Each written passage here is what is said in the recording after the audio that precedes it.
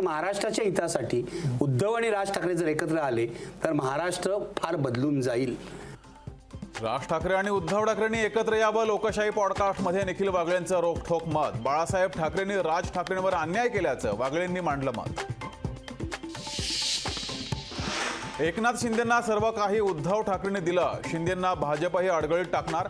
लोकशाही पॉडकास्टमध्ये निखिल वागळेंचं स्पष्ट मत. भाजपकडून 23 राज्य आणि केंद्रशासित प्रदेशांमध्ये निवडणूक प्रभारींची नियुक्ती. विनोद तावडेंकडे बिहारची तर प्रकाश जावडेकरांकडे केरळच्या प्रभारपदी नियुक्ती.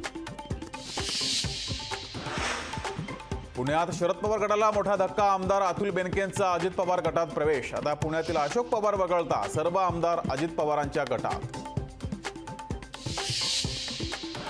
अंतरवाली सराडीत दुपारी 12 वाजता मराठा समाजाची बैठक. बैठकीत विजयी सभेची तारीख ठरण्याची शक्यता.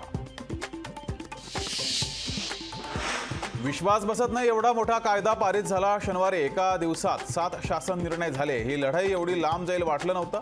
लढाई जिंकल्यानंतर जरांगेंची प्रतिक्रिया. पुणे जिल्ह्यात मराठा सर्वेक्षणाला वेग. 4,23,854 कुटुंबांचं सर्वेक्षण पूर्ण.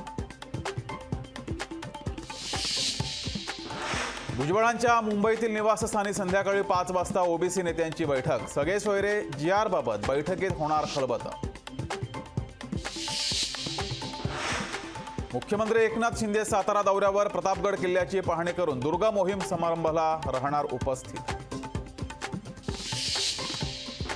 राज्यात कोरोनाचे 59 नवे रुग्ण. मुंबईत कोरोनाचे 16 नवे रुग्ण तर राज्यातील सक्रिय रुग्णांची संख्या 273 वर.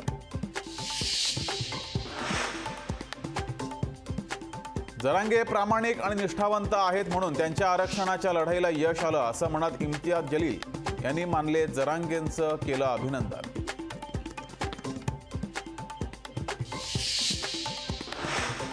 अठरा दिवसानंतर लोकशाही मराठीचं प्रक्षेपण सुरू. दिल्ली हायकोर्टाच्या आदेशानंतर प्रक्षेपणावरील बंदी उठवली. लोकहिताच्या बातम्या घेऊन शानदार दमदार पुनरागमन.